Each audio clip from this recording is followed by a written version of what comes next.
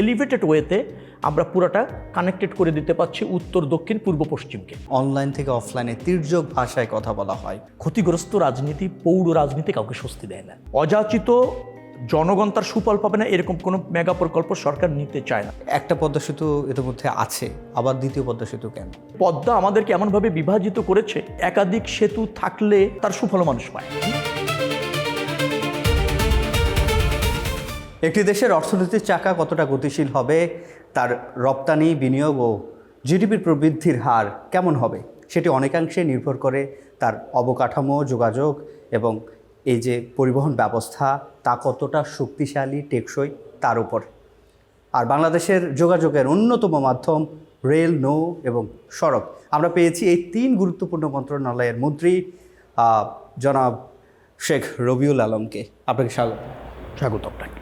Star নিউজের এই বিশেষ আয়োজনে শুরুতে আমরা জানতে চাই, আর সপ্তাহখানেকের মধ্যে আপনারা 6 মাস পূর্ণ করবেন।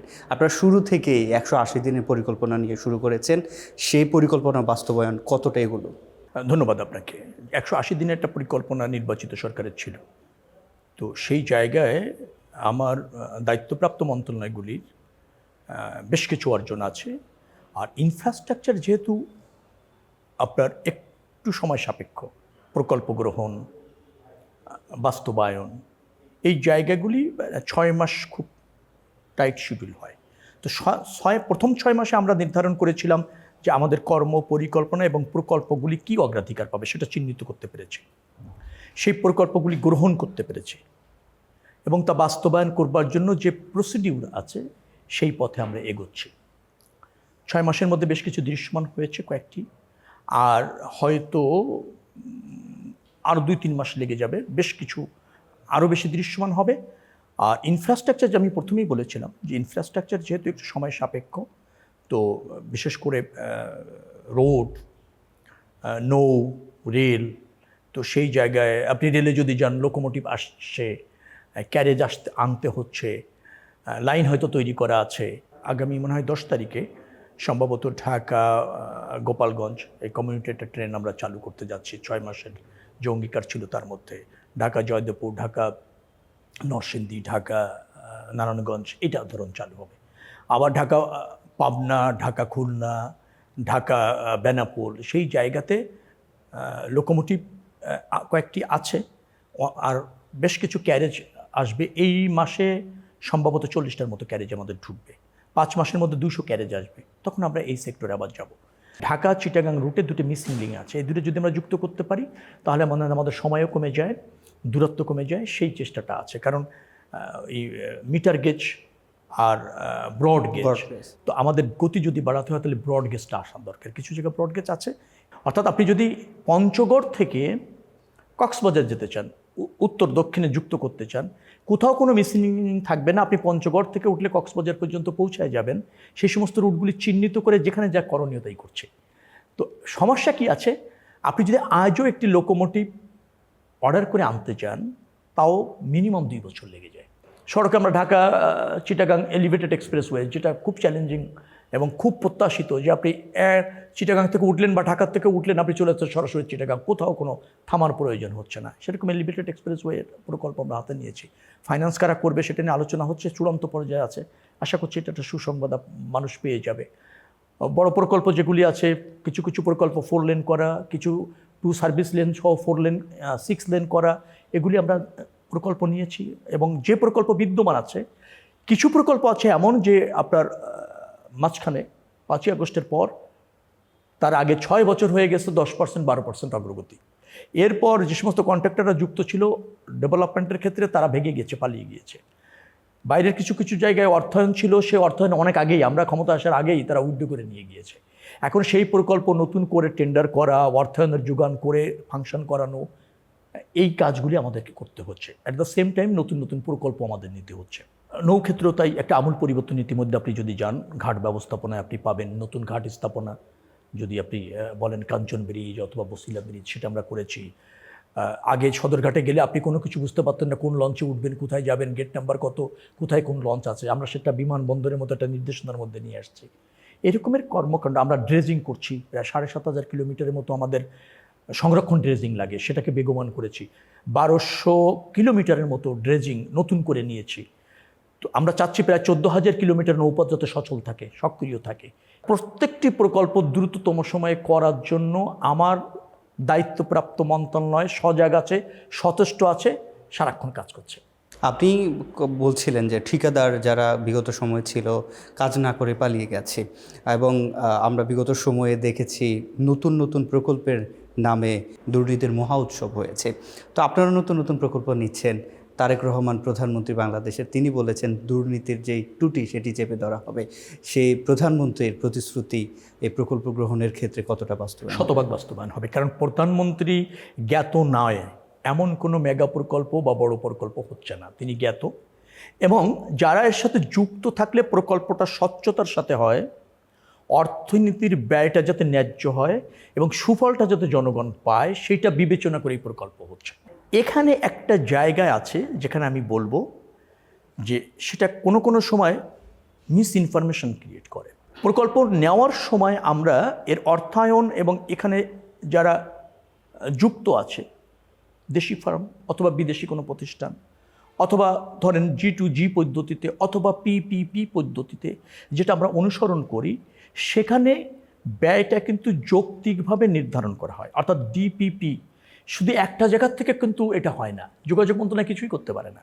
সে প্রকল্প নিতে পারে, DPP উপস্থাপন করতে পারে, পরিকল্পনা কমিশন বলেন, অর্থনৈতিক সম্পর্ক বিভাগ বলেন, একনেক বলেন, সেখানে যাচাই বাছাই করে কিন্তু ব্যয় নির্ধারণ করা হয়।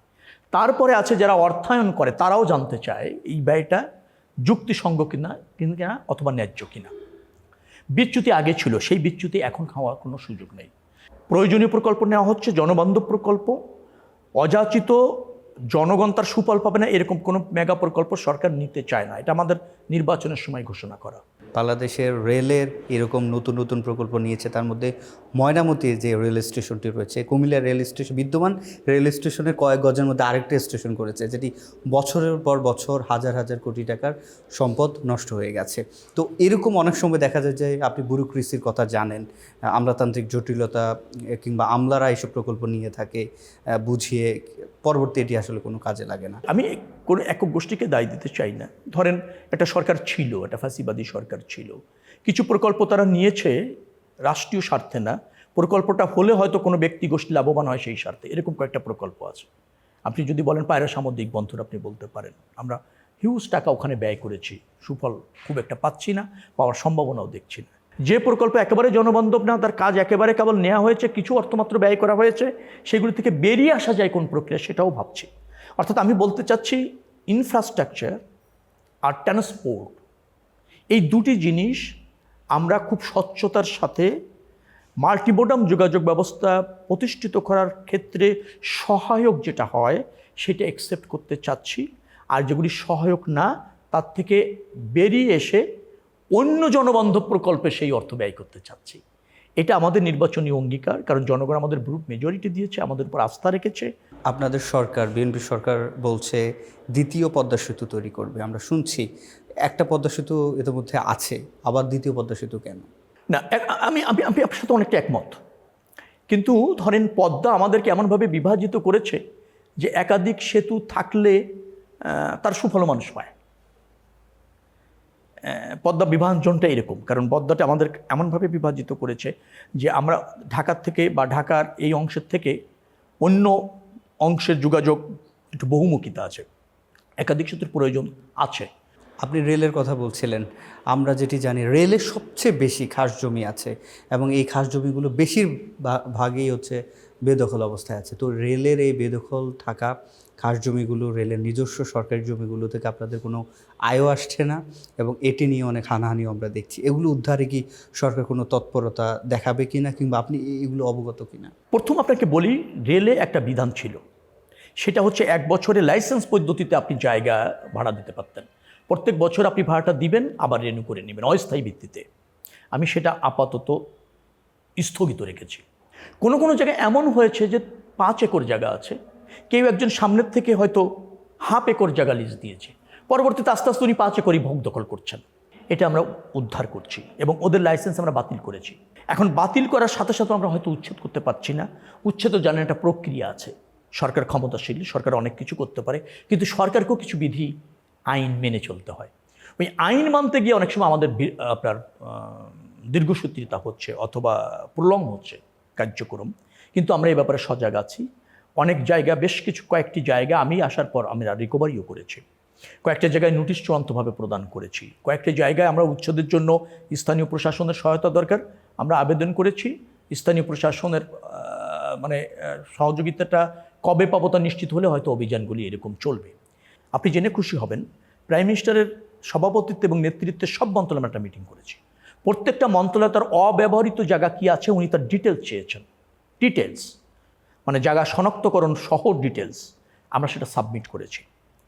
3 একরের উপরে যা আছে সেগুলি আমরা বলেছি যে আমরা আহ্বান করব যাতে সোলার প্যানেল বসিয়ে বিদ্যুৎ উৎপাদন করা যায়। কারণ 3 একর কেন বললাম, 3 একর হলেই 1 মেগাওয়াট বিদ্যুৎ উৎপাদন করা যায় সোলারে।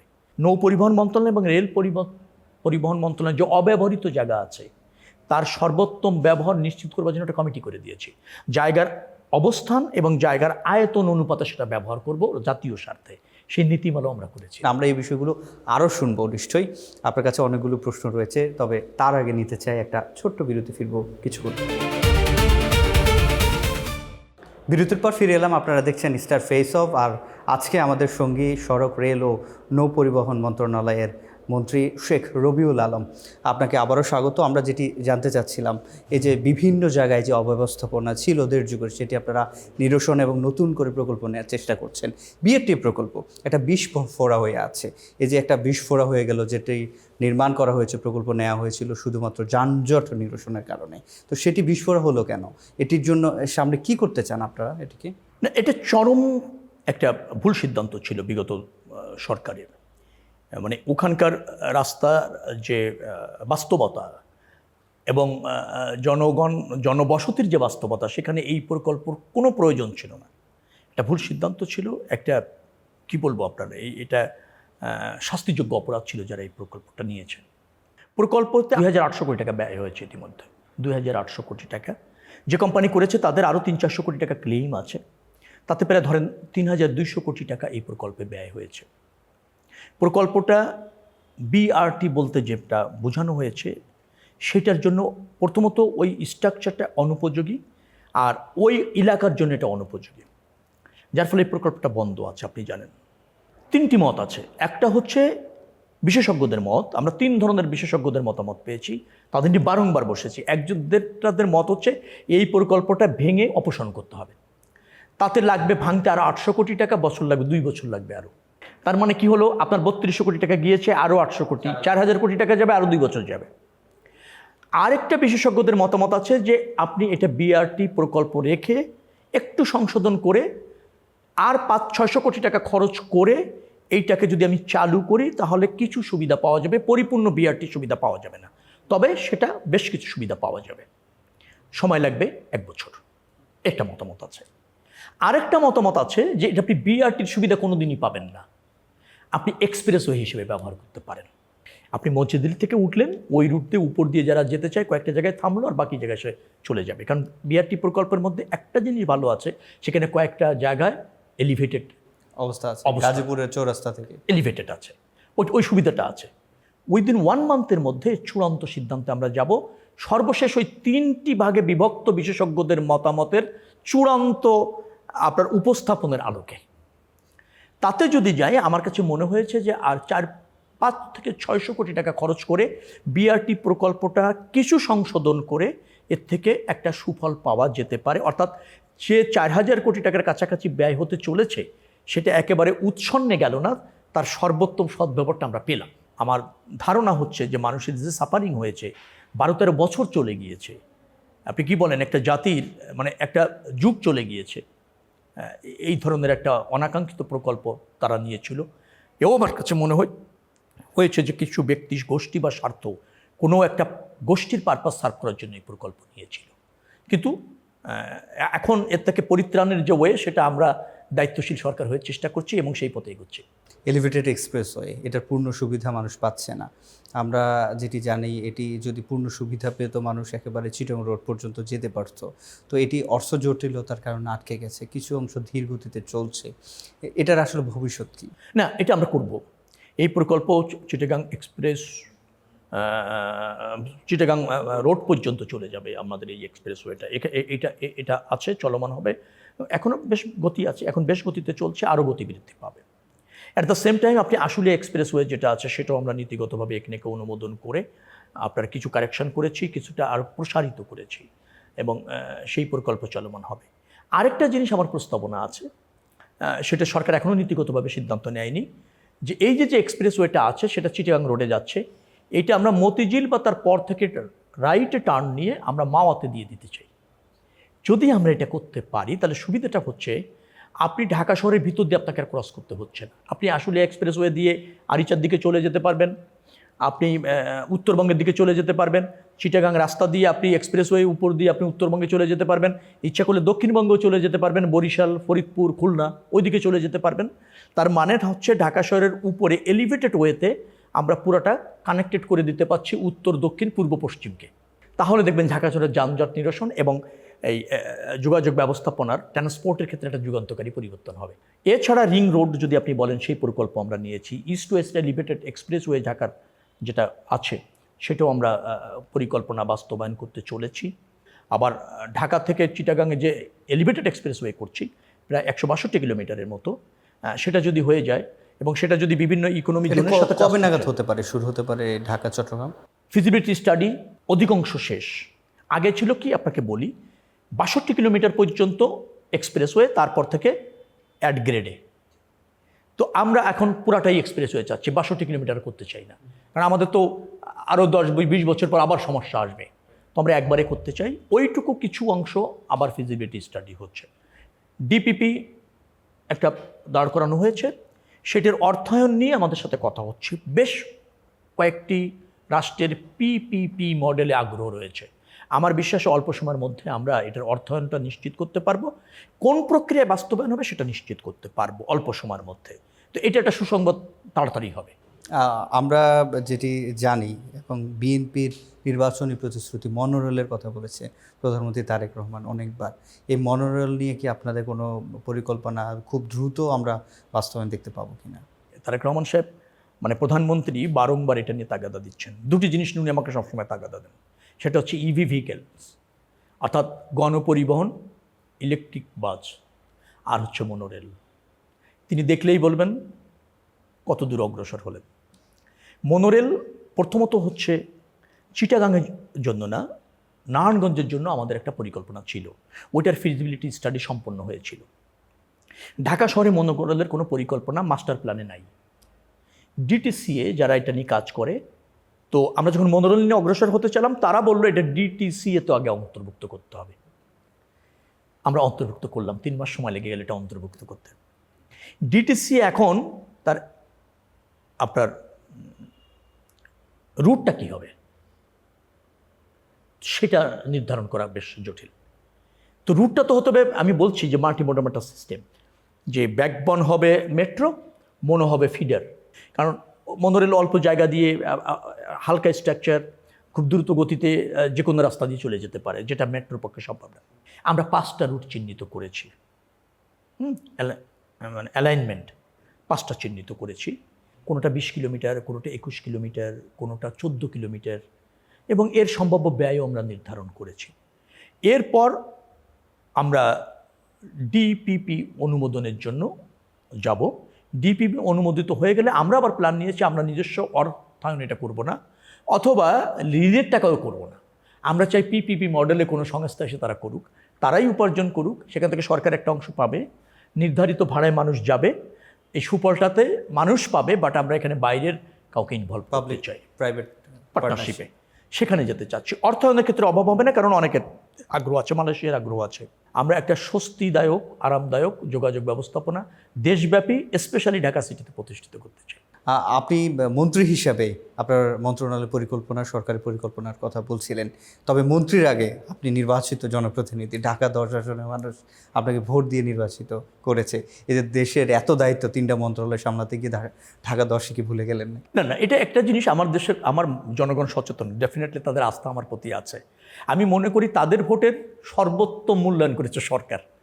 আমি শুধু তাদের জনপ্রতিনিধি নয়, আমাকে তাদের জনপ্রতিনিধি হিসাবে সরকার রাষ্ট্র ব্যবস্থাপনায় অংশ নেওয়ার সুযোগ করে দিয়েছে।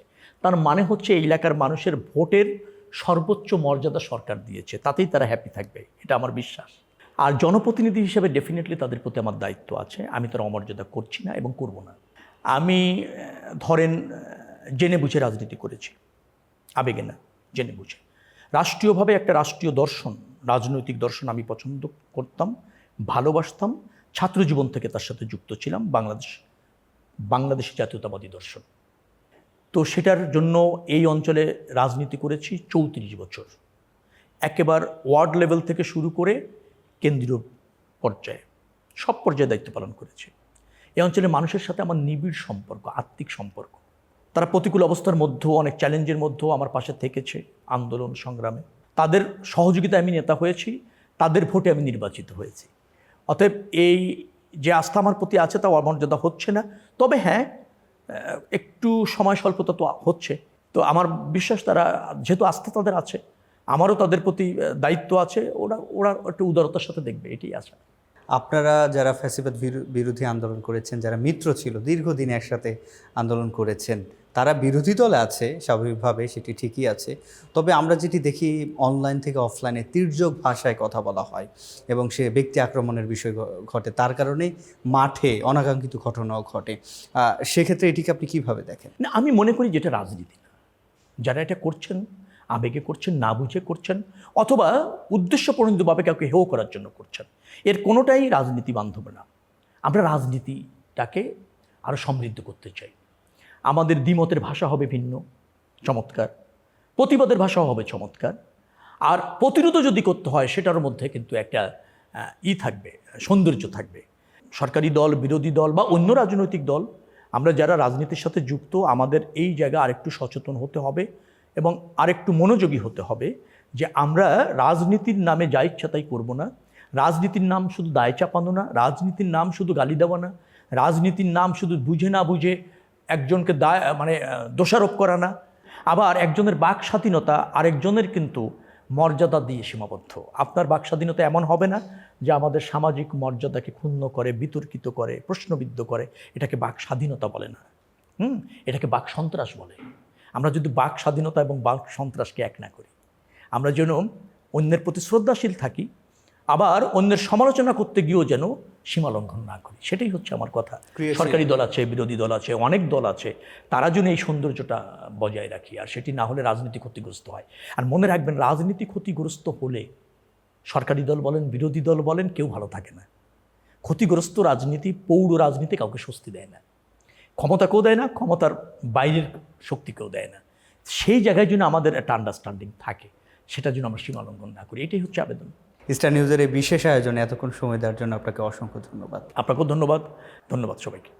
দর্শক, এতক্ষণ আমাদের সাথে যুক্ত ছিলেন সড়ক, নৌ এবং রেল মন্ত্রণালয়ের মন্ত্রী শেখ রবিউল আলম। তিনি তার মন্ত্রণালয়ের পরিকল্পনা, সরকারের 180 দিনের পরিকল্পনা বাস্তবায়নের কথা জানালেন। ঢাকা 10 আসনের জন্য সুখবর দিলেন।